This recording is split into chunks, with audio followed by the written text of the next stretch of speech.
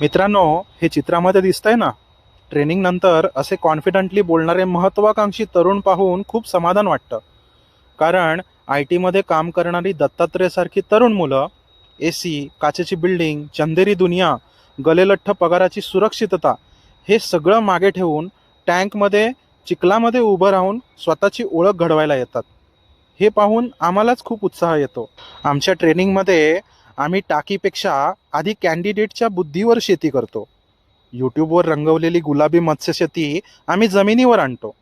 कटू सत्य सांगतो, रिस्क सांगतो, कारण रिस्क समजली तरच धाडस टिकतं आणि तेव्हाच हा प्रवास सुरू होतो.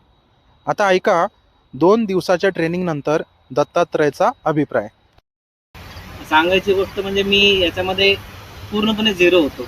इथे आल्यानंतर सरांनी मला असं बूस्ट दिलाय की त्यानुसार मी आता गेल्यानंतर सुद्धा थोडक्यात सरांनी दिलेल्या SOPs प्रमाणे मी त्याच्यावर काम करून मी माझा टँक कसा डेव्हलप करायचा त्याचा मी प्रयत्न करणार.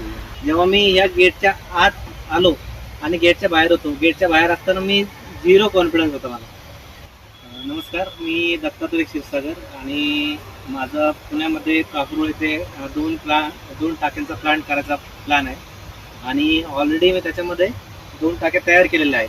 पण बाकीच्या पुढच्या गोष्टी करण्यासाठी म्हणजे टँक सुरुवातीपासून कसं त्याला डेव्हलप करायचं त्या गोष्टीसाठी मी मागच्या 2 दिवसापासून इथे सरांकडे ट्रेनिंग घेतो. तर सरांनी ह्या 2 दिवसामध्ये बऱ्याच प्रकारे व्यवस्थित असं सजेशन दिलेत आणि व्यवस्थित असं ट्रेन केलं.